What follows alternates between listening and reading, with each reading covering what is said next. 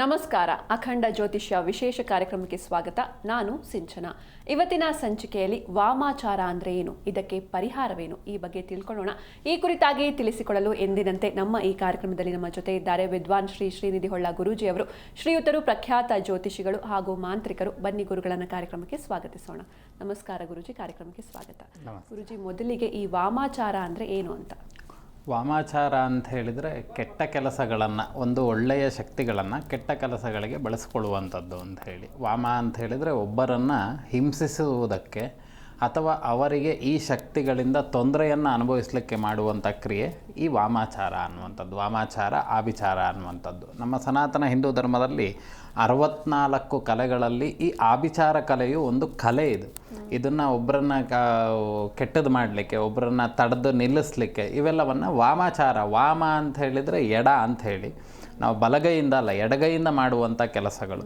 ನಾವು ಸಮರ್ಪಣೆ ಮಾಡುವಾಗ ದೇವರಿಗೂ ಅಷ್ಟೇ ಮಾಂಸ ನೈವೇದ್ಯಾದಿಗಳನ್ನು ಮಾಡುವಂಥದ್ದು, ಮದ್ಯ ನೈವೇದ್ಯ ಕುಡಿಯುವಂಥ ಡ್ರಿಂಕ್ಸನ್ನು ನೈವೇದ್ಯ ಮಾಡೋದು, ಹಾಗೆ ಮತ್ತು ರಕ್ತದಲ್ಲಿ ತರ್ಪಣಾದಿಗಳನ್ನು ಕೊಡುವಂಥದ್ದು, ಈ ರೀತಿಯಾಗಿರುವಂಥದ್ದೆಲ್ಲ ಈ ವಾಮ ಮಾರ್ಗದಲ್ಲಿ ನೋಡ್ಬೋದು. ಈ ಮಾಮೂಲಿ ಮಾಡುವಂಥ ದೇವತಾ ಕೆಲಸಕ್ಕೂ ಈ ವಾಮ ಮಾರ್ಗದಲ್ಲಿ ಮಾಡುವಂಥ ದೇವತಾ ಕೆಲಸಕ್ಕೂ ತುಂಬ ರೀತಿಯಾಗಿರುವಂಥ ವ್ಯತ್ಯಾಸಗಳಿದ್ದಾವೆ. ಈಗಿನ ಕಾಲಘಟ್ಟದಲ್ಲಿ ಅಷ್ಟು ಸ್ಪಷ್ಟವಾಗಿ ಮಾಡುವಂಥವ್ರು ಯಾರೂ ಇಲ್ಲ ಅಂತ ಹೇಳಿದರು. ಇದು ತುಂಬ ಕಠಿಣವಾಗಿರ್ತಕ್ಕಂಥ ತಪಸ್ಸುಗಳು. ಯಾಕೆ ಅಂತ ಕೇಳಿದರೆ, ಒಂದು ದೇವತೆಯನ್ನು ನಾವು ಆರಾಧನೆ ಮಾಡಬೇಕು, ಒಲಿಸ್ಕೊಳ್ಬೇಕಂತಾದರೆ ಅದರ ಜಪಾದಿಗಳು ಅನ್ನುವಂಥದ್ದು ಲಕ್ಷೋಪಲಕ್ಷದಲ್ಲಿ ಜಪಾದಿಗಳನ್ನು ಮಾಡಬೇಕು. ಅಂತ ಹೇಳಿದರೆ ದೇವರನ್ನು ರೌದ್ರ ರೂಪದಲ್ಲಿ ಒಲಿಸಿಕೊಳ್ಳುವಂಥದ್ದು. ದೇವರನ್ನು ನಾವು ಸಾತ್ವಿಕವಾಗಿ ಪ್ರಾರ್ಥನೆ ಮಾಡುವಂಥದ್ದಲ್ಲ, ದೇವರನ್ನು ರೌದ್ರ ರೂಪದಲ್ಲಿ ಒಲಿಸ್ಕೊಳ್ಳುವಂಥದ್ದು. ಮತ್ತು ದೇವರನ್ನು ಆವಾಹನೆ ಮಾಡುವಾಗ ನೀನು ಸಿಟ್ಟಾಗೇ ಬಾ ಅಂತ ಕೇಳುವುದು. ಈಗ ದೇವರ ಹತ್ರ ಕೇಳುವಾಗೆ ಅಂತ, ದೇವರೇ ನೀನು ಒಳ್ಳೆ ಮನಸ್ಸಿನಿಂದ ಸಾತ್ವಿಕ ರೂಪದಲ್ಲಿ ಅಂದರೆ ಶಾಂತ ಸ್ವರೂಪದಲ್ಲಿ ಬಂದು ನಮ್ಮನೇಲಿ ನೆಲೆಸಿ ನಮ್ಮನ್ನು ಅನುಗ್ರಹ ಮಾಡಬೇಕು ಅಂತ ಬೇರೆ ಕಡೆ ಕೇಳ್ಕೊಂಡ್ವಿ ಅಂತ ಆದರೆ, ಈ ವಾಮ ಮಾರ್ಗದಲ್ಲಿ ಏನಾಗ್ತದೆ, ದೇವರು ಬರುವಾಗ ರೌದ್ರ ರೂಪದಲ್ಲಿಯೇ ಬರಬೇಕು ಅಂತ ಪ್ರಾರ್ಥನೆ ಇಡುವಂಥದ್ದು. ಆ ದೇವರನ್ನು ರೌದ್ರ ರೂಪಕ್ಕೆ ತೆಗೆದುಕೊಂಡು ಹೋಗ್ಲಿಕ್ಕೆ ಬೇಕಾಗಿರುವಂಥ ವಸ್ತುಗಳನ್ನೇ ನೈವೇದ್ಯ ಮಾಡುವಂಥ ಸಂಕಲ್ಪ, ಇಡುವಂಥ ಸಂಕಲ್ಪವೂ ಹಾಗೆ. ಏನೇನು ಅಂತ ಕೇಳಿದ್ರೆ ಕೆಟ್ಟದಾಗಲಿ ಅನ್ನುವಂಥ ದೃಷ್ಟಿಯಿಂದನೇ ಮಾಡುವಂಥದ್ದು. ಹಾಗೆ ಇದರಲ್ಲಿ ಎರಡು ರೀತಿಯಾಗಿ ನಾವು ಚಿಂತನೆ ಮಾಡ್ಬೋದು. ಒಂದು ಕ್ಷುದ್ರಾಭಿಚಾರ ಮತ್ತು ಇನ್ನೊಂದು ಮಹಾಭಿಚಾರ ಅಂತ ಹೇಳಿ. ಈ ಕ್ಷುದ್ರಾಭಿಚಾರ ಅಂತ ಹೇಳಿದರೆ, ಕ್ಷುದ್ರ ದೇವತೆಗಳನ್ನು, ರೌದ್ರವಾಗಿರುವಂಥ ದೇವತೆಗಳನ್ನು, ಬಲಿಪ್ರಧಾನವಾಗಿರುವಂಥ ದೇವತೆಗಳಿಗೆ ಬಲಿಯನ್ನು ಕೊಡುವಂಥ ಮುಖಾಂತರವಾಗಿ ಯಾವ ವ್ಯಕ್ತಿಯ ವಿಚಾರದಲ್ಲಿ ನಾವು ಪ್ರಯೋಗವನ್ನು ಮಾಡಬೇಕಂತಿದ್ದೇವೋ ಆ ವ್ಯಕ್ತಿಯ ಹೆಸರುಗಳನ್ನು ಸಂಪುಟಿಗೊಳಿಸಿ ಆ ದೇವರಿಗೆ ಅರ್ಚನೆಗಳನ್ನು ಮಾಡುವಂಥದ್ದು, ಆ ದೇವರ ಹತ್ರ ಪ್ರಾರ್ಥನೆಗಳನ್ನು ಮಾಡುವಂಥದ್ದು, ಅದಕ್ಕೆ ಸಂಬಂಧಿತವಾಗಿರ್ತಕ್ಕಂಥ ಮಂತ್ರಗಳಿಂದ ಪಠನೆ ಮಾಡುವಂಥದ್ದು, ಇವೆಲ್ಲವೂ ಕ್ಷುದ್ರಾಭಿಚಾರ. ವಿಶೇಷವಾಗಿ ನೀಚ ದೇವರಿಗೆ ಬಲಿಪ್ರಧಾನವಾಗಿರುವಂಥ ಬಲಿಯನ್ನು ಕೊಟ್ಟು ಸಂತುಷ್ಟಿಪಡಿಸುವಂಥದ್ದು ಅಂತೇಳಿ. ಇನ್ನೊಂದು ಮಹಾಭಿಚಾರ ಅಂತ ಹೇಳಿದರೆ, ಶಾಸ್ತ್ರದಲ್ಲಿರುವಂತಹ ವೇದ ಮಂತ್ರಗಳಿಗೆ ಒಂದು ಮಂತ್ರವನ್ನು ಇರುವಂಥ ಮಂತ್ರವನ್ನು ಛೇದನ ಮಾಡಿ ನಮ್ಮ ಕಾಮ್ಯಕಾರಕವಾಗಿರ್ತಕ್ಕಂಥ ಇನ್ನೊಂದು ಮಂತ್ರವನ್ನು ಸೇರಿಸಿ ಎರಡನ್ನೂ ಒಟ್ಟುಗೂಡಿಸಿ ಸಂಪುಟೀಕರಣ ಹೆಚ್ಚು ಜಪಗಳನ್ನು ಮಾಡುವಂಥದ್ದು, ಅದು ಮಹಾಭಿಚಾರ ಅಂತ ಹೇಳಿ. ಈ ಎರಡು ರೀತಿಯಾಗಲೂ ಸಮೇತ ಕ್ಷುದ್ರಾಭಿಚಾರ, ಮಹಾಭಿಚಾರಗಳನ್ನು ನಾವಿಲ್ಲಿ ಗಮನಕ್ಕೆ ತೆಗೆದುಕೊಳ್ಬೋದು. ಇದರಿಂದ ಏನೇನು ಉಂಟಾಗ್ತದೆ ಅಂತ ಕೇಳಿದರೆ, ಇರುವಂಥ ಮನೆಯಲ್ಲಿ ಅತಿಯಾಗಿರ್ತಕ್ಕಂಥ ಸೌಮನಸ್ಯ ಇರುವಂಥದ್ದು, ನಾವು ಈಗ ಇರುವಂಥ ಸೌಮನಸ್ಯ ನಿವೃತ್ತ್ಯರ್ಥಂ ವೈಮನಸ್ಯ ಸಂಪ್ರಾಪ್ತ್ಯರ್ಥಂ ಅಂತೇಳಿ ಹೇಳಿ ಜಪಾದಿಗಳನ್ನು, ಅದಕ್ಕೆ ಸಂಬಂಧಪಟ್ಟಂಥ ದೇವತೆಗಳನ್ನು ಆರಾಧನೆ ಮಾಡಿದಾಗ ಮನೆಯಲ್ಲಿ ಎಲ್ಲರೂ ಸೌಮನಸ್ಯದಿಂದ ಇರ್ತಾರೆ. ಸೌ ಅಂತ ಹೇಳಿದರೆ ಒಳ್ಳೆಯದು ಅಂತ, ಸೌ ಮನಸ್ಯ. ಹಾಗೆ ವೈಮನಸ್ಯ ಅಂತ ಹೇಳಿದ್ರು ಇಬ್ಬರಿಗಿಬ್ಬರಿಗೂ ಜಗಳ ಆಗುವಂಥದ್ದು, ಅವರಿಬ್ಬರ ಮಧ್ಯೆನೇ ಜಗಳ ಬಂದುಬಿಡ್ತದೆ. ಇನ್ನೊಂದು ಈ ಆಕರ್ಷಣೆಗಳನ್ನು ಮಾಡುವಂಥದ್ದು. ಆಕರ್ಷಣೆ ಅಂತ ಹೇಳಿದರೆ ಒಬ್ರಿಗೊಬ್ರಿಗೆ ಈಗ ಜಗಳ ಆಗ್ತಿರುತ್ತೆ, ಅದೇನು ಮಾಡಿಬಿಡ್ತಾರೆ, ಈಗ ಈ ಗಂಡ ಹೆಂಡತಿ ಜಗಳ ಆಗ್ತಿರುತ್ತೆ ಅಥವಾ ಅತ್ತೆ ಸೊಸೆ ಜಗಳ ಆಗ್ತಿರುತ್ತೆ. ಈ ಆಕರ್ಷಣೆಗಳನ್ನು ಮಾಡೋದ್ರಿಂದ ಏನಾಗ್ತದೆ, ಅವರಲ್ಲಿರುವಂಥ ವೈಮನಸ್ಯ ಅನ್ನುವಂಥದ್ದು ಹೋಗಿಬಿಡ್ತದೆ, ಸೌಮನಸ್ಯಕ್ಕೆ ಬಂದುಬಿಡ್ತಾರೆ. ಇದರಿಂದ ನಾವು ಒಳ್ಳೆಯದನ್ನು ಮಾಡ್ಬೋದು, ಇದನ್ನು ಬಳಸ್ಕೊಂಡು ಕೆಟ್ಟದನ್ನು ಮಾಡ್ಬೋದು. ಇನ್ನು ಸ್ತಂಭನಾದಿಗಳು. ಸ್ತಂಭನ ಅಂತ ಹೇಳಿದರೆ ಒಬ್ಬ ಕೂತಂಥ ವ್ಯಕ್ತಿ, ಇರುವಂಥ ವ್ಯಕ್ತಿಯನ್ನು ಅವನು ಯಾವ ಕಡೆನೂ ಅಲ್ಲಾಡ್ದಲ್ಲ ಇದ್ದಾಗೆ ಒಂದೇ ಕಡೆ ಕೂರಿಸಿ ಬಿಟ್ಬಿಡ್ಬೋದು.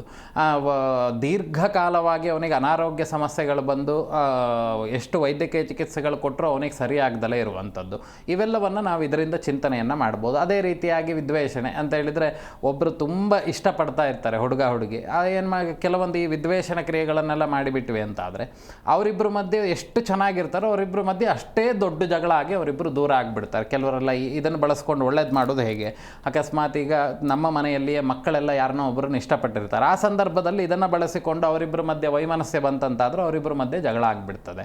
ಮತ್ತು ಇನ್ನೊಂದು ಉಚ್ಚಾಟನಾದಿಗಳು, ಈಗ ನಮ್ಮ ಮನೇಲಿ ಯಾರೋ ಒಬ್ಬರು ಬಾಡಿಗೆ ಕೂತಿರ್ತಾರೆ, ಆ ಬಾಡಿಗೆ ಅವ್ನು ಏನೇ ಮಾಡಿದರೂ ಹೋಗೋದಿಲ್ಲ, ಹಾಗೆ ಪೊಲೀಸ್ ಸ್ಟೇಷನ್ ಯಾವುದೇ ಕಂಪ್ಲೇಂಟ್ ಕೊಟ್ಟರು ನೀ ಎಂಥ ಬೇಕಾದ್ರೂ ಮಾಡ್ಕೊ, ನಾನು ಬಿಟ್ಟು ಹೋಗೋದಿಲ್ಲ. ಆ ಸಂದರ್ಭದಲ್ಲಿ ಈ ಉಚ್ಚಾಟನ ಪ್ರಯೋಗಾದಿಗಳನ್ನು ಮಾಡಿದಾಗ ಏನಾಗ್ತದೆ, ಆ ವ್ಯಕ್ತಿಗೆ ಆ ಜಾಗದಲ್ಲಿ ಇರ್ಲಿಕ್ಕೆ ಮನಸ್ಥಿತಿ ಬರೋದಿಲ್ಲ, ಒಟ್ಟು ಅವನು ಅಲ್ಲಿಂದ ಓಡಿಸಿ ಬಿಡೋದು ಅಂತ ಹೇಳಿ. ಹೀಗೆ ಈ ಕೆಲಸಗಳನ್ನು ಮಾಡಲಿಕ್ಕೆ ಈ ವಾಮ ಮಾರ್ಗವನ್ನು ಬಳಸ್ಕೊಳ್ತಾರೆ.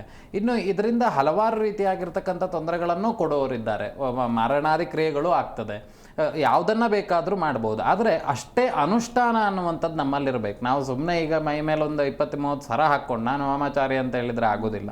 ಅದಕ್ಕೆ ವಿಶೇಷವಾಗಿರ್ತಕ್ಕಂಥ ಫಲಗಳನ್ನು ಹೇಳಿದ್ದಾರೆ. ಸೃಷ್ಟಿ ಸ್ಥಿತಿ ಸಂಹಾರಗಳು ಅಂತ ಹೇಳಿದರೆ, ಒಂದು ಬಾಣವನ್ನು ನಾವು ಹೀಗೆ ಬಿಡ್ತೇವೆ ಅಂತ ಹೇಳಿದರೆ, ಬಾಣ ತುಂಬ ಪ್ರಾಮುಖ್ಯತೆ ಅರ್ಥ ಆಗ್ಲಿಕ್ಕೆ ನಾನೊಂದು ಸಣ್ಣ ಉದಾಹರಣೆ ಪ್ರಕಾರವಾಗಿ ಹೇಳೋದು.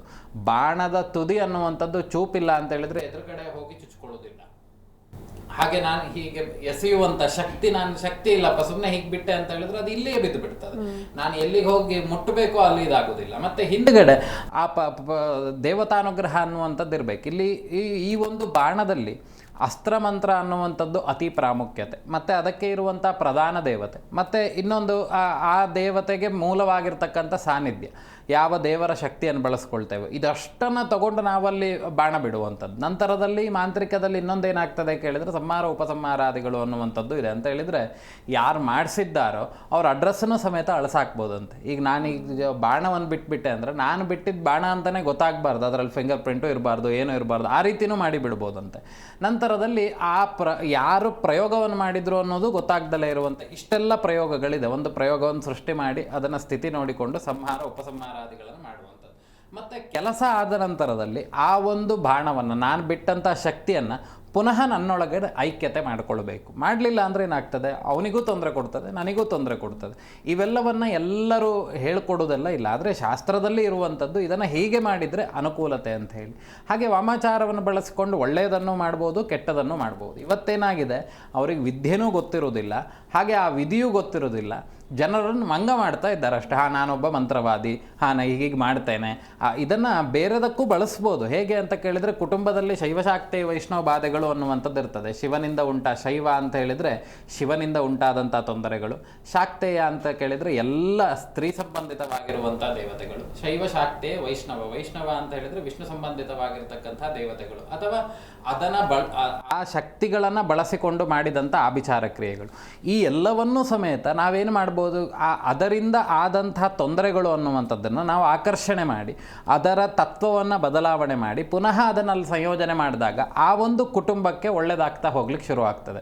ಯಾಕಂದರೆ ಈ ಒಂದು ಮೂರೂ ಶಕ್ತಿಗಳಿಂದ ಉಂಟಾದಂಥ ಯಾವುದೇ ತೊಂದರೆಗಳಿಂದನೇ ಮನುಷ್ಯ ಅನ್ನುವಂಥವನು ಹೆಚ್ಚು ತೊಂದರೆಗಳನ್ನು ಅನುಭವಿಸ್ತಾ ಇರ್ತಾನೆ. ಆ ಶಕ್ತಿಗಳನ್ನು ನಾವು ಆಕರ್ಷಣೆ ಮಾಡಿ ಅದನ್ನು ಸಾತ್ವಿಕತೆಗೆ ಪರಿವರ್ತನೆ ಮಾಡಿ ಪುನಃ ಅದನ್ನು ಬಂದಂಥ ಜಾಗದಿಂದ ಸಂಯೋಜನೆ ಮಾಡಿಬಿಟ್ರೆ ಆಗ ಆ ಕುಟುಂಬಕ್ಕೆ ಆಗುವಂಥ ತೊಂದರೆಗಳೆಲ್ಲ ಏನಾಗ್ತದೆ, ಅದರ ಪ್ರಮಾಣ ಅನ್ನುವಂಥದ್ದು ಕಮ್ಮಿ ಆಗ್ತಾ ಬರ್ತದೆ. ಹಾಗಾಗಿ ವಾಮಾಚಾರವನ್ನು ಒಳ್ಳೆಯದಕ್ಕೂ ಬಳಸ್ಬೋದು, ಕೆಟ್ಟದಕ್ಕೂ ಬಳಸ್ಬೋದು. ಯಾಕೆ ಅಂತ ಕೇಳಿದರೆ ಇದಕ್ಕೂ ಸುಮಾರಷ್ಟೆಲ್ಲ ಬ್ಯಾರಿಗೇಟ್ಸ್ ಇದ್ದಾವೆ. ಇಂಥವ್ರಿಗೆ ಮಾಡಿಕೊಡ್ಬಾರ್ದು, ಇಂಥವ್ರಿಗೆ ಮಾಡಿಕೊಡ್ಬೇಕು ಅನ್ನುವಂಥದ್ದು. ಎಲ್ಲರೂ ನಾನು ಮಾಡ್ತೀನಿ ಅಂತ ಕೂತ್ಕೊಂಡ್ರು ಕೂಡಲೇ ಅವ್ರ ಹತ್ರ ಹೋದ್ರೂ ಕೂಡಲೇ ಏನೋ ಒಂದು ನಿಂಬೆಹಣ್ಣು ಕೊಡ್ತಾರೆ, ಅಥವಾ ಏನೋ ಒಂದು ಮೊಟ್ಟೆಯನ್ನು ಕೊಡ್ತಾರೆ, ಅಥವಾ ಅಲ್ಲೋಗಿ ಬಲಿ ಕೊಡಿ ಅಂತಾರೆ. ಯಾವುದನ್ನು ನಾವು ಅನರ್ಥವಾಗಿ ಮಾಡ್ತೇವೆ ನಮಗೆ ಅದು ವಾಪಸ್ ಹಾಗೆ. ಕೃತಿ ವ್ಯತ್ಯಾಸೋ ಇತಿ ಕೃತ್ರಿಮ ಅಂತ ಹೇಳಿದ್ರೇ ಕೆಟ್ಟದು. ಆ ಕೃತ್ರಿಮ ಹೇಗಾಗ್ತದೆ, ಕೆಲವೊಮ್ಮೆ ಮಾಡುವಂಥ ಕೃತಿ ಅಂತ ಹೇಳಿದರೆ ಮಾಡುವಂಥ ಕೆಲಸ ವ್ಯತ್ಯಾಸ ಆಯಿತು ಅಂದರೆ ಅದೇ ನಮಗೆ ತೊಂದರೆ ಕೊಡ್ತದೆ. ಬೇರೆ ಏನು ಮಾಡಬೇಕಂತಿಲ್ಲ. ಈಗ ದಿನ ಸಂಜೆ ಒಂದು 6 ಗಂಟೆ ಅಷ್ಟೊತ್ತಿಗೆ, ಮುಸ್ಸಂಜೆ ಅಷ್ಟೊತ್ತಿಗೆ ದಿನ ಉಗುರು ತೆಗಿತಾ ಕೂತ್ಕೊಳ್ಳೋದು. ಒಂದು ವಾರ ಅಥವಾ ಒಂದು ತಿಂಗಳಲ್ಲಿ ಆ ಮನೇಲಿ ಯಾರಾದರೂ ಒಂದು ಹುಷಾರಿಲ್ದಂಗೆ ಬೀಳ್ತಾರೆ, ಇಲ್ಲ ಅಂತ ಹೇಳಿದರೆ ಬೇರೆ ಏನಾದ್ರು ಅನರ್ಥಗಳು ಉಂಟಾಗಿ ಅದರಿಂದ ತೊಂದರೆಗಳಾಗ್ತವೆ. ಆಗ ಅವ್ರು ಅಂದ್ಕೊಳ್ಳೋದೇನು, ನಾವು ಯಾರೋ ಮಾಡ್ಸಾಕ್ಬಿಟ್ಟಿದ್ದಾರೆ ಅಂತೇಳಿ. ಆದರೆ ಇವ್ರು ಮಾಡಿದಂಥದ್ದು ಯಾರಿಗೂ ಗೊತ್ತಾಗೋದಿಲ್ಲ. ಹಾಗಾಗಿ ಮನೆಯಲ್ಲೇನು ಅಂತ ಕೇಳಿದರೆ ಯಾವಾಗಲೂ ಕುಲದೇವತಾರಾಧನೆಯನ್ನು, ಹಾಗೆ ಶಾಸ್ತ್ರದಲ್ಲಿ ಹೇಳಿರುವಂತೆ ಯಾವ ಸಮಯಕ್ಕೆ ಏನೇನನ್ನು ಮಾಡಬೇಕು ಅವೆಲ್ಲವನ್ನು, ಬೆಳಗ್ಗೆ ಹೊತ್ತು ಕಸ ಗುಡಿಸುವಂಥದ್ದು, ಸಂಜೆ ಹೊತ್ತು ಕಸ ಗುಡಿಸಬಾರ್ದು, ಇವೆಲ್ಲ ನಮಗೆ ತೊಂದರೆಯನ್ನು ಕೊಡ್ತದೆ. ಹಾಗೆ ವಾಮಾಚಾರ ಆಗಿದೆ ಅನ್ನುವಂಥದ್ದು ಗೊತ್ತಾಯಿತು ಅಂತ ಆದರೆ ಏನಾಗ್ತದೆ, ಮನೆಯಲ್ಲಿ ಯಾವುದು ಸಹಜವಾಗಿ ಯಾವ ಸ್ಥಿತಿಗಳು ಆಗ್ತಾ ಇರೋದಿಲ್ಲ. ಈಗ ಮನೇಲಿ ಎಲ್ಲರೂ ತುಂಬ ಚೆನ್ನಾಗಿದ್ರು ಅಂತ ಕೇಳಿದ್ರೆ ಇದ್ದಕ್ಕಿದ್ದಂಗೆ ಹೆವಿ ಜಗಳ ಆಗ್ತಾ ಶುರು ಆಗೋದು. ಈ ಅಮಾವಾಸ್ಯೆ ಹುಣ್ಣಿಮೆಗಳಿಗೆ ಹೆವಿ ಜಗಳ ಆಗ್ತದೆ ಕೆಲವ್ರ ಮನೆಯಲ್ಲ. ಆಗೆಲ್ಲ ಗೊತ್ತಾಗುವಂಥದ್ದೇನು ಅಂದರೆ, ನಮ್ಮ ಮನೆಗೆ ಯಾರೋ ಏನೋ ಪ್ರಯೋಗಾದಿಗಳನ್ನು ಮಾಡಿದ್ದಾರೆ ಅನ್ನುವಂಥದ್ದನ್ನು ನಾವು ಚಿಂತನೆ ಮಾಡ್ತೇವೆ. ಖಂಡಿತ ಗುರುಜಿ. ಇನ್ನು ಈ ವಾಮಾಚಾರಕ್ಕೆ ಪರಿಹಾರ ಏನು ಅಂತ? ವಾಮಾಚಾರಕ್ಕೆ ವಿಶೇಷವಾಗಿ ಪರಿಹಾರಗಳನ್ನು ಸಾವಿರಾರು ಪ್ರಯೋಗಗಳಿದ್ದಾವೆ. ಸಾವಿರಾರು, ನಮ್ಮ ಸನಾತನ ಹಿಂದೂ ಧರ್ಮದಲ್ಲಿ ಒಂದಲ್ಲ ಅಂತ ಹೇಳಿದರೆ ಸಾವಿರಾರು ಶಕ್ತಿಗಳು ಅನ್ನುವಂಥದ್ದಿದೆ. ಅದರಲ್ಲೂ ಸಮೇತ ಈ ನಾನು ಆಗಲೇ ಹೇಳಿದಂತೆ ಕ್ಷುದ್ರಾಭಿಚಾರ ಆಗಿದೆಯೋ ಅಥವಾ ಮಹಾಭಿಚಾರ ಆಗಿದೆಯೋ ಅನ್ನುವಂಥದ್ದನ್ನು ಮೊದಲು ಪ್ರಶ್ನಾಮೂಲಕವಾಗಿ ಚಿಂತನೆ ಮಾಡಿ ಅದಕ್ಕೆ ಬೇಕಾಗಿರುವಂಥ ಪರಿಹಾರಗಳನ್ನು ಹೇಳ್ಬೋದು. ಈಗ ಸುಮ್ಮನೆ ನಿಮ್ಮ ವಿಷಯಕ್ಕೆ ಒಂದು ದೇವತೆಯ ವಿಚಾರವನ್ನು ನಾವು ವಿಮರ್ಶೆ ಮಾಡ್ತಾ ಹೋಗುವ. ಆ ದೇವತೆಯ ಹೆಸರು ಏನು ಅಂದರೆ ಪರಮಂತ್ರ ಭಕ್ಷಿಣಿ ಅಂತೇಳಿ ಹಿಂದೆ ಒಮ್ಮೆ ಹೇಳಿದ್ದೆ ಅಂತ ಕಾಣಿಸ್ತದೆ. ಅದು ಮುಂದುವರಿದ ಭಾಗವನ್ನು ನಾವು ವಿಮರ್ಶೆ ಮಾಡ್ತಾ ಹೋಗುವ. ಅದರ ಶಕ್ತಿ ಹೇಗಿದೆ ಅಂತ ಕೇಳಿದರೆ ಆ ಒಂದು ದೇವತೆಗೆ ತಲೆಯೇ ಇಲ್ಲ. ಅದರ ತಲೆ ಎಲ್ಲಿದೆ ಅಂತ ಕೇಳಿದರೆ ಹೊಟ್ಟೆಯಲ್ಲಿರುವಂಥದ್ದು, ಕಣ್ಣು ಇರುವಂಥದ್ದು ಹೊಟ್ಟೆ ಇಲ್ಲ. ಅದ್ರ ಕೆಲಸ ಏನು? ಪರಮಂತ್ರ ಪರೈಹಿ ಕೃತ ಆಭಿಚಾರಂ ಭಕ್ಷಯಂತಿ ಅಂತ ಹೇಳಿದರೆ ಪರರು ಮಾಡಿದಂಥ ಆಭಿಚಾರ ಕ್ರಿಯೆಗಳೇ ಅದಕ್ಕೆ ಆಹಾರ ಅಂತೆ. ಅದೇನು ಮಾಡ್ತದೆ? ಎಲ್ಲವನ್ನು ತಗೊಂಡು ಹೀಗೆ ಹೊಟ್ಟೆ ಒಳಗೆ ಹಾಕ್ಕೊಂಡು ಬಿಡ್ತದೆ. ಅದರ ಕೆಲಸವೇ ಈ ಪರರು ಮಾಡಿದಂಥ ಆಭಿಚಾರ ಕ್ರಿಯೆಗಳನ್ನು ತಿಂದುಬಿಡೋದು. ಹೆಸರಲ್ಲೇ ಇದೆ ಪರಮಂತ್ರ ಭಕ್ಷಿಣಿ ಅನ್ನೋ, ಪರರು ಮಾಡಿದಂತಹ ಆಭಿಚಾರ ಕ್ರಿಯೆಗಳನ್ನು ತಿನ್ನುವಂಥ ತಾಯಿ ಅಂತ ಹೇಳಿ. ಹಾಗೆ ಅದಕ್ಕೂ ಸುಮಾರಷ್ಟು ವಿಧಿಗಳಿದ್ದಾವೆ. ಅದನ್ನು ಮಾಡುವಂಥದ್ದು, ಅನುಷ್ಠಾನ ಮಾಡುವಂಥದ್ದು ಬೇರೆ ಬೇರೆ ರೀತಿಯಾಗಿದೆ. ಇದನ್ನು ನಿಷೀಧ ಕಾಲದಲ್ಲಿ ಮಾಡಬೇಕು. ಯಾವಾಗ ನಿಷೀಧ ಕಾಲ ಅಂತ ಹೇಳಿದರೆ ಮಧ್ಯರಾತ್ರಿಯಲ್ಲಿ, ಏನು ಇವತ್ತಿನ ಕಾಲಘಟ್ಟದಲ್ಲಿ 1 ಗಂಟೆ 2 ಗಂಟೆ ಅಂತೇಳಿ ಹೇಳ್ತೇವೆ, ಆ ಸಂದರ್ಭಕ್ಕೆ ಈ ಜಪಾದಿಗಳನ್ನೆಲ್ಲ ಮಾಡ್ತಾ ಬರಬೇಕು. ಮತ್ತು ಯಾರೂ ಸಮೇತ ಇರಬಾರ್ದು. ಇದಕ್ಕೆ ಸುತ್ತಮುತ್ತಿನಲ್ಲಿ ನಿರ್ಜನ ಪ್ರದೇಶವಾಗಿರಬೇಕು. ಈಗ ನಮ್ಮ ಗುರುಗಳು ನಮಗೆ ಉಪದೇಶ ಕೊಡುವಾಗಲೂ ಹಾಗೆ ನಿರ್ಜನ ಪ್ರದೇಶದಲ್ಲಿ ಕೊಟ್ಟಿರುವಂಥದ್ದು. ಇದನ್ನು ಯಾಕೆ ನಿರ್ಜನ ಪ್ರದೇಶದಲ್ಲೇ ಕೊಡಬೇಕು ಅಂತ ಕೇಳಿದರೆ, ಷಟ್ಕರ್ಣಾತ್ ವಿದ್ಯತೆಯ ಮಂತ್ರ ಅಂತ ಹೇಳಿ 6 ಕಿವಿಗಳಿಗೆ ಈ ಮಂತ್ರದ ಪ್ರಯೋಗ ಆಗ್ತಿದೆ ಅನ್ನುವಂಥದ್ದು ಬಿದ್ದರೆ ಆ ಪ್ರಯೋಗ ಅನ್ನುವಂಥದ್ದು ನಿಷ್ಫಲ ಆಗಿಬಿಡ್ತದೆ. 6 ಕಿವಿ ಅಂತ ಹೇಳಿದರೆ, ಈಗ ನನಗೆ 2 ಕಿವಿ, ನಿಮ್ಮದು ಈಗ ನೀವು ಅಕಸ್ಮಾತ್ ಎದುರುಗಡೆ ಒಬ್ಬರು ಮಾಡಿಸ್ತಾ ಇದ್ದಾರೆ ಅಂತ ಹೇಳಿದರೆ ಅಲ್ಲಿಗೆ 4 ಕಿವಿ ಆಯಿತು. ಅದು ಬಿಟ್ಟು ಇನ್ನೊಬ್ಬರಿಗೆ ಏನಾದರೂ ಕೇಳಿಸ್ತು ಅಂತ ಹೇಳಿದ್ರೆ ಈ ಶಕ್ತಿ ಅನ್ನುವಂಥದ್ದು ನಾವು ಮಾಡಿದಂಥದ್ದೆಲ್ಲ ನಿಷ್ಫಲ ಆಗಿಬಿಡ್ತದೆ. ಹಾಗೆ ಈ ಉಪಯೋಗ ಅನ್ನುವಂಥದ್ದು ಭಾರಿ ಗೌಪ್ಯವಾಗಿರಬೇಕು. ಹಾಗೆ ಹೇಗೆ ಇದನ್ನು ಮಾಡೋದು, ಈ ಜಪಾದಿಗಳನ್ನು ಮಾಡೋದು ಹೇಗೆ ಅಂತ ಕೇಳಿದರೆ, ನಾಭಿ ಮಾತ್ರೋದಕ್ಕೆ ಜಲೇ ಸ್ಥಿತ್ವ, ನಾಭಿಯ ತನಕ ಜಲದಲ್ಲಿ ನಿಂತು ಆ ಜಲದಲ್ಲಿ ಆ ಜಪವನ್ನು ಮಾಡಬೇಕು. ಪೂರ್ಣವಾಗಿ ನಾವು ಮೇಲ್ಗಡೆಯೂ ಇರಬಾರ್ದು, ಪೂರ್ಣವಾಗಿ ಜಲದೊಳಗಡೆಯೂ ಇರಬಾರ್ದು. ಹೀಗೆ ಇದು ಒಂದು ದೇವತೆಯ ಮಂತ್ರ. ಈ ರೀತಿಯಾಗಿರುವಂಥದ್ದು ಸಹಸ್ರಾರು ದೇವತೆಗಳು ನಮ್ಮ ಸನಾತನ ಹಿಂದೂ ಧರ್ಮದಲ್ಲಿದೆ. ಹಾಗೆ ಶಲ್ಯತಂತ್ರಾದಿಗಳಿದ್ದಾವೆ, ಹಾಗೆ ಮಾರಣ ಪ್ರಯೋಗಗಳಿದ್ದಾವೆ. ಅದಾದ ನಂತರದಲ್ಲಿ ಒಂದೊಂದು, ಈಗ ರಾವಣ ಉಡ್ಡೀಶ ತಂತ್ರ ಅನ್ನುವಂಥದ್ದಿದೆ. ಇನ್ನೂ ತುಂಬ ಹಲವಾರು ರೀತಿಯಾಗಿರ್ತಕ್ಕಂಥ ಪ್ರಯೋಗಗಳನ್ನು ಇದೆಲ್ಲವೂ ಇರುವಂಥದ್ದು ಯಾಕೆ ಅಂತ ಕೇಳಿದರೆ, ಒಂದೊಂದು ಕಾಮನಾ ಇಚ್ಛೆಗೋಸ್ಕರವಾಗಿ. ಈಗ ಯಾರೋ ಒಂದಿಬ್ಬರು ಇಷ್ಟಪಟ್ಟಿರ್ತಾರೆ, ಅವರಿಬ್ಬರನ್ನ ಈಗ ದೂರ ಮಾಡಬೇಕು. ಆ ದೂರ ಮಾಡಬೇಕಂತಾದ್ರೇ ಬೇರೆ ಪರವಿದ್ವೇಷಜೀಂ ದೇವಿ ಧ್ಯಾಯೇತ್ ಸರ್ವಾರ್ಥ ಸಿದ್ಧಯೇ ಅಂತ ಹೇಳಿದರೆ ಅವಳ ಕೆಲಸ ಏನು ಅಂತ ಕೇಳಿದರೆ, ಅವಳದ್ದು ಬೇರೆ ಎಂಥದೂ ಕೆಲಸ ಇಲ್ಲ. ಒಬ್ಬೊಬ್ಬರು ಮಧ್ಯೆ ಯಾರು ಚೆನ್ನಾಗಿರ್ತಾರೆ ಈ ಹೆಸರುಗಳನ್ನು, ಸಂಪುಟೀಕರಣವಾಗಿರುವಂಥ ಅವರಿಬ್ಬರ ಹೆಸರನ್ನು ತೊಗೊಂಡು ಆಮೇಲೆ ಅದಕ್ಕೆ ಬೇರೆ ವಸ್ತುಗಳನ್ನೆಲ್ಲ ಸೇರಿಸಬೇಕು. ಅದನ್ನು ತಗೊಂಡು ನಾವು ಹೆಚ್ಚು ಜಪ ಮಾಡಿದಷ್ಟು ಏನಾಗ್ತದೆ, ಈ ಚಂದ ಇರುವಂಥ ವ್ಯಕ್ತಿಗಳು ದೂರ ಆಗಿಬಿಡ್ತಾರೆ, ಇದ್ದಕ್ಕಿದ್ದಾಗೆ ಜಗಳಗಳು ಮಾಡ್ಕೊಳ್ತಾರೆ. ಇವೆಲ್ಲ ಏನು ಅಂತ ಕೇಳಿದರೆ, ನಮ್ಮ ಕೆಲವೊಂದು ಕೆಲಸಗಳು ಒಳ್ಳೆಯ ಕೆಲಸಗಳಿಗೆ ಮಾತ್ರ ಬಳಸಬೇಕು ಅನ್ನುವಂಥದ್ದಿದೆ. ಹಾಗೆ ಇನ್ನೂ ಕೆಲವೊಂದೆಲ್ಲ ಉಂಟು. ಈ ಭೂತಪ್ರೇತ ಪಿಶಾಚಾದಿಂ ಭಕ್ಷಯಂತಂ ಮಹಾಪ್ರಭುಂ ಅಂತ ಕೇಳಿದರೆ, ಕೆಲವೊಂದು ದೇವತೆಗಳಿಗೆ ನೀವು ಹಣ್ಣು ಕಾಯಿ ಸಾಲೋದಿಲ್ಲ, ಅವುಗಳಿಗೆ ಎಂತ ಬೇಕು ಅಂತ ಕೇಳಿದರೆ ಭೂತಪ್ರೇತ ಪಿಶಾಚಾದಿಂ ಅಂತ ಹೇಳಿದರೆ ಆ ಜಾಗದಲ್ಲಿರುವಂತಹ ಭೂತಪ್ರೇತ ಪಿಶಾಚಾದಿಗಳನ್ನು ಭಕ್ಷಯಂತಂ ಮಹಾಪ್ರಭುಂ ಅಂತ ಹೇಳಿದರೆ ಆ ದೇವತೆ ಏನು ಮಾಡ್ತದೆ ಕೇಳಿದರೆ ಅದನ್ನು ಮಾತ್ರ ಭಕ್ಷಣೆ ಮಾಡ್ತದೆ ಅಂತ ಹೇಳಿ. ಈ ಕೆಲವೊಂದು ಈ ವಾಸ್ತು ನಮ್ಮ ಮನೆಯಲ್ಲಿ ನೋಡಿರ್ಬೋದು, ನೂತನವಾಗಿ ಕಟ್ಟಿದಂಥ ಮನೆಗಳಿಗೆ ಏನು ಮಾಡ್ತಾರೆ ಅಂತ ಕೇಳಿದರೆ ವಾಸ್ತು ಹೋಮ, ರಾಕ್ಷೋಗ್ನ ಹೋಮವನ್ನು ಮಾಡ್ತಾರೆ. ಆ ರಾಕ್ಷೋಗ್ನ ಹೋಮ ಮಾಡುವಂಥದ್ದು ಅದೇ ತ್ರಿಶೂಲಂ ಪರಶಂ ಚೈವ ಕಪಾಲಂ ಡಮರಂ ತತ. ತ್ರಿಶೂಲವನ್ನು ಕೈಯಲ್ಲಿ ಹಿಡಿದುಕೊಂಡಿರುವಂಥವನು ತ್ರಿಶೂಲಂ ಪರಶಂ ಚೈವ ಕಪಾಲಂ ಡಮರಂ ತತ, ಕಪಾಲವನ್ನು ಡಮರನ್ನು ಹಿಡ್ಕೊಂಡಿರುವಂಥವನು. ತ್ರಿಶೂಲಂ ಪರಶಂ ಚೈವ ಕಪಾಲಂ ಡಮರಂ, ಬಿಭ್ರಾಣಮುಕ್ತವನು ತ್ರಿನೇತ್ರಂ ಚಂದ್ರಶೇಖರಂ, 3 ಕಣ್ಣುಗಳನ್ನು ಉಳ್ಳಂಥವನು, ಚಂದ್ರಶೇಖರನಾಗಿದ್ದವನು, ಭೂತಪ್ರೇತ ಪಿಶಾಚಾದಿಂ ಭಕ್ಷಯಂತಂ ಮಹಾಪ್ರಭುಂ ಅಂತ ಹೇಳಿದರೆ ಅವನ ಕೆಲಸ ಏನು ಅಂತ ಕೇಳಿದರೆ, ಗೃಹ ಪ್ರವೇಶಕ್ಕೆ ಬೆಳಗಿನ ದಿನ ದೇವತೆಗಳು ಬರ್ತಾರೆ ಅನ್ನುವಂಥ ದೃಷ್ಟಿಯಿಂದ ರಾತ್ರಿ ಈ ದೇವತೆಗಳನ್ನೆಲ್ಲ ಆವಾಹನೆ ಮಾಡಿ ಆ ದೇವರಿಗೆ ಆರಾಧನೆ ಮಾಡೋದು ಏನಾಗ್ತದೆ ಅಂತ ಕೇಳಿದರೆ, ಆ ಒಂದು ಮನೆಯಲ್ಲಿರುವಂತಹ ಈ ಭೂತ ಪ್ರೇತಾದಿಗಳಾಗಿರಬಹುದು ಅಥವಾ ಪಿಶಾಚತ್ವವನ್ನು ಹೊಂದಿರುವಂಥ ಪ್ರೇತಗಳಾಗಿರಬಹುದು, ಇನ್ಯಾವುದೇ ಕೆಟ್ಟ ಶಕ್ತಿಗಳಿರುವಂಥದ್ದಾಗಿರಬಹುದು, ಅಥವಾ ಆ ಮನೆಯನ್ನು ಕಟ್ಟಲಿಕ್ಕೆ ಮಾಡೋದಕ್ಕಿಂತ ಮುಂಚೆ ಆ ಮನೆ ಅನ್ನುವಂಥದ್ದು ಒಂದು ದುಷ್ಟ ಶಕ್ತಿಗಳ ಆವಾಸ ಸ್ಥಾನ ಆಗಿರಬಹುದು. ಈ ಹೋಮಗಳನ್ನು ಮಾಡೋದ್ರಿಂದ ಏನಾಗ್ತದೆ ಕೇಳಿದರೆ ಅಲ್ಲಿರುವಂಥ ಎಲ್ಲ ಶಕ್ತಿಗಳನ್ನು ಈ ದೇವತೆ ತಿನ್ಕೊಂಡು ಹೋಗ್ಬಿಡ್ತದಂತೆ. ಆಗ ದೇವತೆಗಳು ಬರಲಿಕ್ಕೆ ಅನುಕೂಲ ಆಗ್ತದೆ ಅನ್ನುವಂಥದ್ದು. ಹಾಗೆ ಇನ್ನು ಕೆಲವೊಂದು ಕಡೆ ನೋಡುವಾಗ ಮಾರಣಕ್ರಿಯೆಗಳಿಗೂ ಬಳಸಿದ್ದಾರೆ ಅಂತ ಹೇಳಿದರೆ, ಈ ಕೆಲವೊಂದು ಜೇಡಿ ಮಣ್ಣಿನಿಂದ ಪ್ರತಿಕೃತಿಗಳನ್ನು ಮಾಡಿ ಅದಕ್ಕೆ ಪ್ರಾಣ ಪ್ರತಿಷ್ಠಾಪನಾದಿಗಳನ್ನು ಮಾಡಿ ಅದಕ್ಕೆ ಸಂಬಂಧಪಟ್ಟಂಥ ಜಪಾದಿಗಳು ಮಾಡ್ತಾ ಹೋದ್ವಿ ಅಂತಾದರೆ ಆ ಮನುಷ್ಯ ಅನ್ನುವಂಥವನು ಯಾವುದೂ ಬೇಡ ಅಂಥೇಳಿ ಮರಣವನ್ನು ಹೊಂದಲಿಕ್ಕೂ ಸಾಕು. ಇದೆಲ್ಲ ಶಾಸ್ತ್ರದಲ್ಲಿ ಇರುವಂಥದ್ದು. ಈಗಿನ ಕಾಲಘಟ್ಟದಲ್ಲಿ ಯಾರೂ ಮಾಡಲಿಕ್ಕೆ ಸಾಧ್ಯತೆ ಇಲ್ಲ. ಯಾಕೆಂದರೆ ಒಂದು 5 ಮಂತ್ರಗಳು ಅಂತ ಹೇಳಿದರೆ ಅದನ್ನು 50 ಲಕ್ಷ ಜಪ ಮಾಡಲಿಕ್ಕೆ ಮಿನಿಮಮ್ ಈಗಿನ ಕಾಲಘಟ್ಟದಲ್ಲಿ 6 ವರ್ಷ ಬೇಕು. ಈಗ ನಾವೆಲ್ಲ ಕಲಿತಿರಬೇಕಾದ್ರೆ ನಮಗೆಲ್ಲ ಗುರುಗಳೇನಂತ ಕೇಳಿದರೆ ಜಪ ಮಾಡೋ ತನಕ ಬಿಡ್ತಿರಲಿಲ್ಲ. ಆಮೇಲೆ ಮನೆಯಲ್ಲೂ ಅಷ್ಟೇ ಊಟ ಒಂದು ಹೊತ್ತು ಮಾತ್ರ ಊಟ ಕೊಡೋರು. ಅದಾದ ನಂತರದಲ್ಲಿ ಅತಿಯಾಗಿ ಪೆಟ್ಟು ಕೊಡ್ತಿದ್ರು. ಯಾಕೆ ಅಂತ ಕೇಳಿದರೆ ಅವ್ರ ಮನೆಯಲ್ಲಿ ಊಟಕ್ಕೆ ಗತಿ ಇಲ್ಲ ಅಂತಲ್ಲ, ಆ ಕಲಿಯುವಂಥ ಸಂದರ್ಭದಲ್ಲಿ ಅರ್ಧ ಬಟ್ಟೆ, ಅರ್ಧ ನಿದ್ರೆ, ಅರ್ಧ ಊಟ ಇದನ್ನೇ ಅಭ್ಯಾಸ ಮಾಡಿಸಿ ಅದನ್ನು ಅದು ಪರಿಪಕ್ವವಾಗಿ ಮಾಡ್ತಾ ಬಂದರು. ಆದರೆ ಈಗಿನ ಕಾಲದಲ್ಲಿ ಏನಾಗಿದೆ, ಒಂದು ಪಂಚೆ ಉಡ್ತಿದ್ದಂಗೆ ನಾನೊಬ್ಬ ದೊಡ್ಡ ಮಂತ್ರವಾದಿ ಅಂತ ಹೇಳ್ತಾರೆ. ಆದರೆ ಇದಕ್ಕೆ ಕಠಿಣವಾಗಿರ್ತಕ್ಕಂಥ ಪರಿಶ್ರಮ ಬೇಕು. ಯಾಕೆ ಅಂತ ಕೇಳಿದರೆ ಪರಿಶ್ರಮ ಇಲ್ಲ ಅಂತ ಹೇಳಿದರೆ ನಾಳೆ ದಿನ ಯಾಕೆ ಬಿಟ್ಟರೆ ಯಾಕೆ ಜಪ ಮಾಡಬೇಕು, ಮಾಡೋದೇ ಬೇಡ ಅಂತ ಹೇಳಿ ನಾವು ಚಿಂತನೆ ಮಾಡ್ಬೋದು. ಬ್ಯಾಂಕ್ ಅಕೌಂಟಿನಲ್ಲಿ ನಾವೊಂದು 10 ಲಕ್ಷ ಇಟ್ಟರೆ ಬಡ್ಡಿ ಬರ್ತದೆ, ಆ ಬಡ್ಡಿಯಿಂದ ಜೀವನ ಮಾಡ್ಬೋದು. ಏನೂ ಇಲ್ದಲೆ ನಾವು ಹೋಗಿ ಬ್ಯಾಂಕಲ್ಲಿ ಬಡ್ಡಿ ಕೊಡಿ ಅಂತ ಹೇಳಿದ್ರೆ ನಮ್ಮನ್ನು ಹುಚ್ಚ ಅಂತ ಹೇಳ್ತಾರೆ. ಹಾಗೆಯೇ ಈ ಮಂತ್ರಗಳು ಅನ್ನುವಂಥದ್ದು ನಮ್ಮ ಕುಲವನ್ನು ಹಾಳು ಮಾಡ್ಬೋದು ಅಥವಾ ಸರಿಯಾದ ರೀತಿಯಲ್ಲಿ ಮಾಡಲಿಲ್ಲ ಅಂದರೆ ಸಂಹಾರವನ್ನು ಮಾಡ್ಬೋದು. ಹಾಗಾಗಿ ಇದಕ್ಕೆ ಅನುಷ್ಠಾನ ಅನ್ನುವಂಥದ್ದು ಅತಿ ಪ್ರಾಮುಖ್ಯತೆ.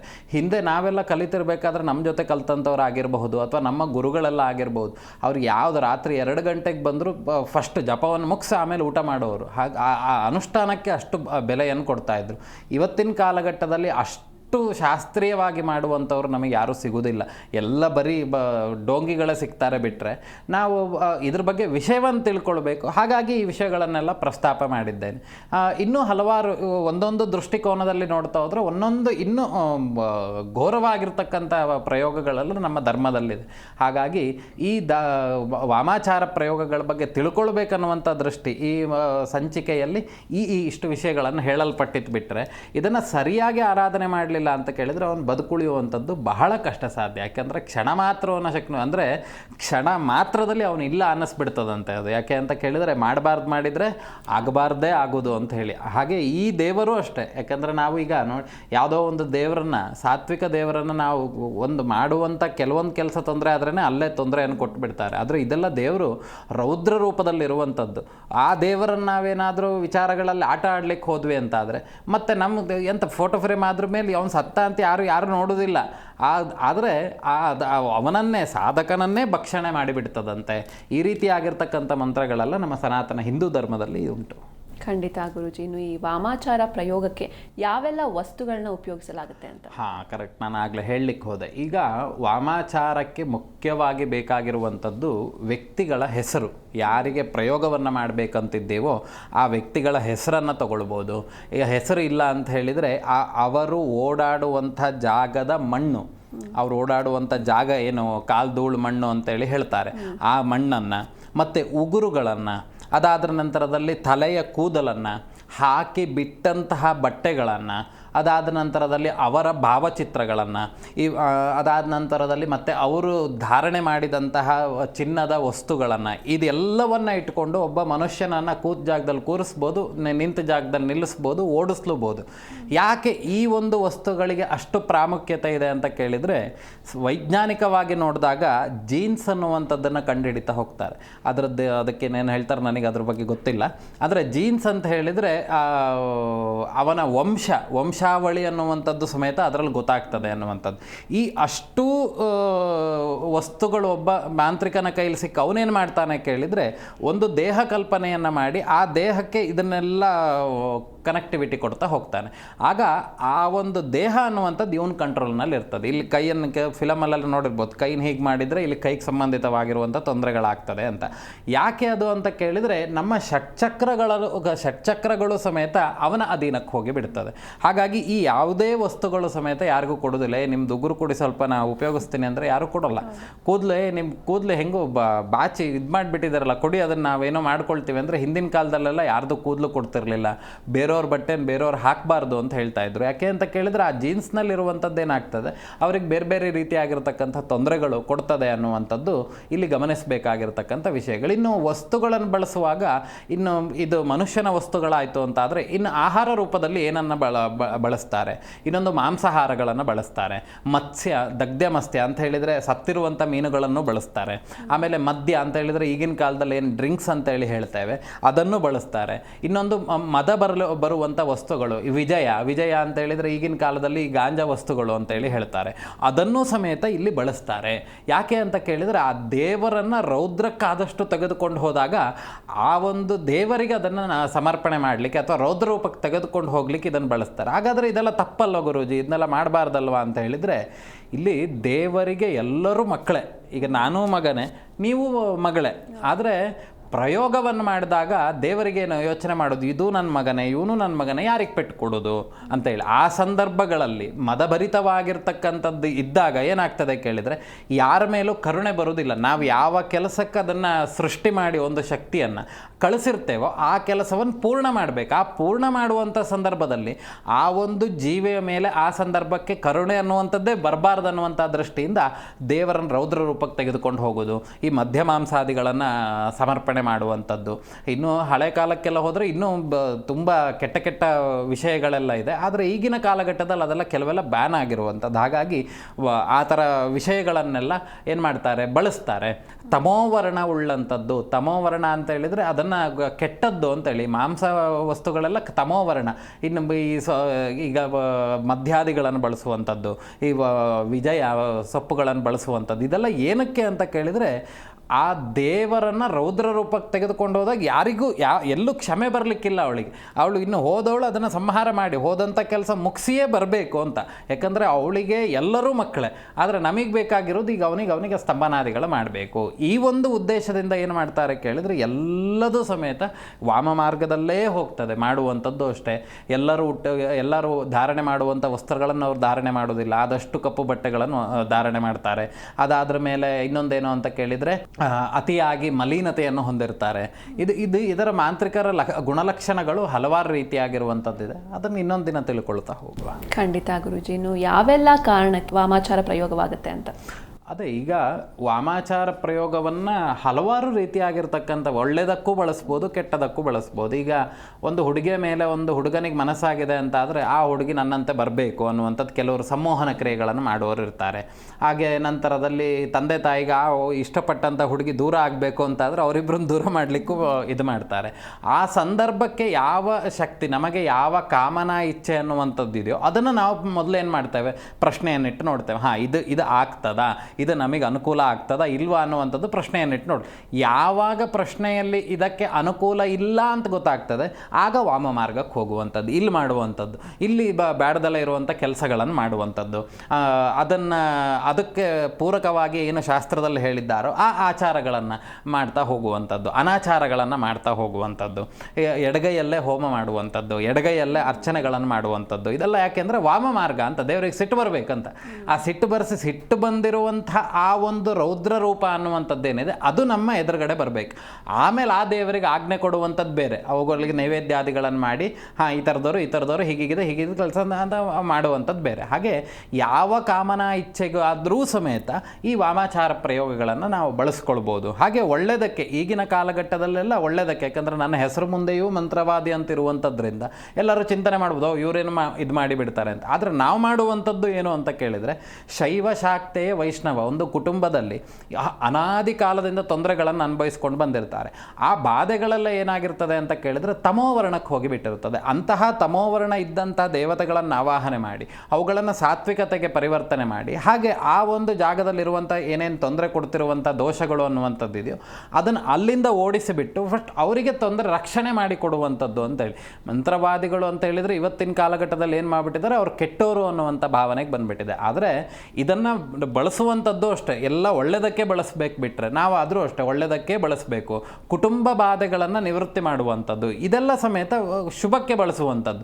ಯಾಕೆಂದರೆ ಇವರಿಗೆ ಮತ್ತು ಆ ಕುಟುಂಬದವರಿಗೆ ಅನುಕೂಲ ಆಗಬೇಕು ಅಂತ ಹೇಳಿದ್ರೆ ಬಹಳಷ್ಟು ಕಾಲ ದೇವತೆಗಳನ್ನು ಆರಾಧನೆ ಮಾಡಿ ಅದರಿಂದ ಬಂದಂಥ ಪ್ರಸಾದಗಳನ್ನು ಹಿಡಿದುಕೊಂಡು ಆ ಅಂಗದೇವತೆಗಳು ಹೋಗಿ ಅವ್ರನ್ನೆಲ್ಲ ಆ ಕುಟುಂಬವನ್ನು ರಕ್ಷಣೆ ಮಾಡಿ ಅದನ್ನೆಲ್ಲ ಕ್ಲೀನ್ ಮಾಡೋ ಅಷ್ಟೊತ್ತಿಗೆ ಸುಮಾರಷ್ಟು ಸಮಯ ಆಗ್ತದೆ ಅಂತ ಹೇಳಿ ದೇವರನ್ನು ಪ್ರಾರ್ಥನೆ ಮಾಡಿ ಅಂಗದೇವರನ್ನೇ ಇಟ್ಟುಕೊಂಡು ಆ ಮನೆಯಲ್ಲಿರುವಂಥ ಬಾಧೆಗಳನ್ನೆಲ್ಲ ಸರಿ ಮಾಡುವಂಥದ್ದು. ಇದರಲ್ಲಿ ಏನಾಗ್ತದೆ, ದೇವತೆಗಳನ್ನು ರೂಪವನ್ನು ಬದಲಾವಣೆ ಮಾಡೋದಾದ್ರಿಂದ ಅಲ್ಲಿ ಮಾಂತ್ರಿಕ ಅವನು ಮಂತ್ರವಾದ ಮಾಡುವವನು ಅಂತ ಹೇಳಿ ಬರ್ತದೆ. ಬಾಧಾಕರ್ಷಣೆ ಮಾಡುವಂಥವನು, ಬಾಧೆಯನ್ನು ಆಕರ್ಷಣೆ ಮಾಡುವಂಥದ್ದು ಅಂತ ಹೇಳಿ ಇದೆಲ್ಲವೂ ಸಮೇತ ಶುಭವಾಗಿರುವಂಥದ್ದು. ಇದನ್ನೆಲ್ಲ ಮಾಡುವಂಥದ್ರೆಲ್ಲ ಏನು ದೋಷ ಇಲ್ಲ.